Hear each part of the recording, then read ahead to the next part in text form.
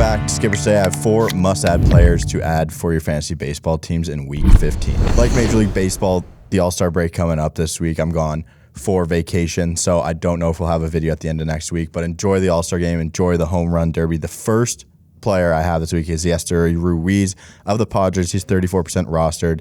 So far, 2 games, 375 average, no homers, 1 run batted in, 3 hits, and 1 triple.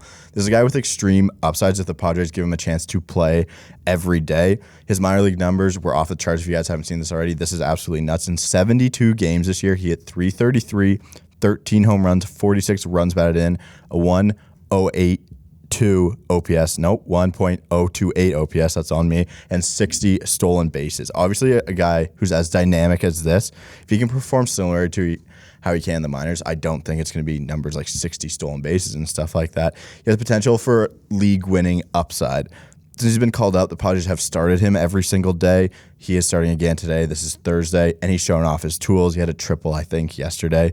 He's a must-add in roto formats because of the upside and stolen base potential, and just another super exciting player for the Padres. I think this is a good pickup at this point. Again, if it doesn't work out, it's a guy you can drop too far. I would spend an okay amount of fab on him as well. I think this is going to be a guy where most of your league mates bid up high on him, so if you lose out on him a ton of fab, I don't think it's the end of the world, but this is a very good player. I'm picking up yesterday Ruiz.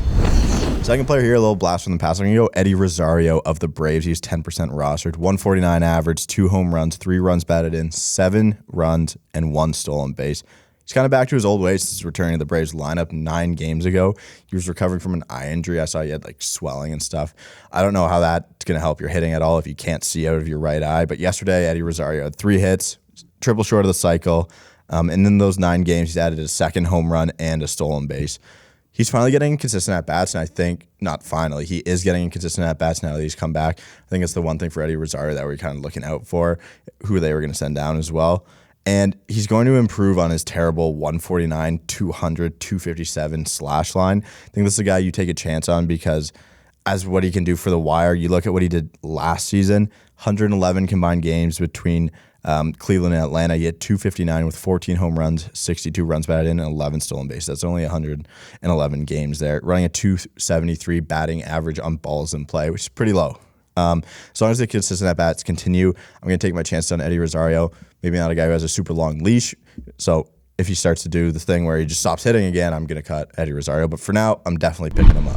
Third player this week is Jose Miranda. I have talked about him probably 2 months ago, but right now he is 10% rostered, 260 average, 8 home runs, 32 runs batted in, and 15 runs scored. In his last 40 games, he's hitting 331 with a 366 on-base percentage, 576 slug, 7 home runs, 10 doubles, 29 runs batted in, which is very similar to his 344, 401, 572 slash line between AA and AAA last season, which made him the Twins minor league player of the year.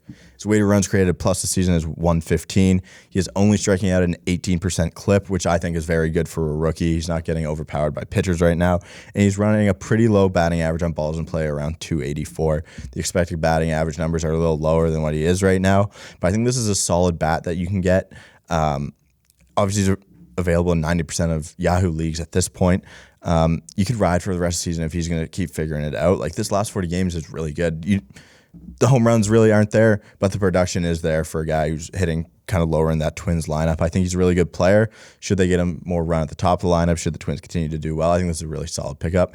So pick up Jose Miranda. And finally, I think this might be the first closer I must add this season. I'm going to go Brett Martin for the Rangers, 25% rostered this season. 0-4, 279 ERA, 3 saves, and a 1.17 whip.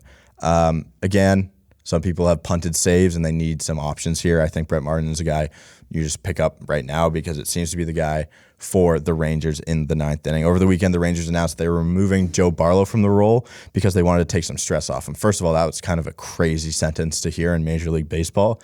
But in that same announcement, they didn't really say who was going to replace him. But we saw over the weekend and into this week exactly who's going to take over, and that is Brett Martin. He had 3 saves since the weekend. He doesn't have a great strikeout rate. He was bottom 6% last season, but he's able to generate whiffs and keeps the ball out of the air, which is good for someone in the late innings.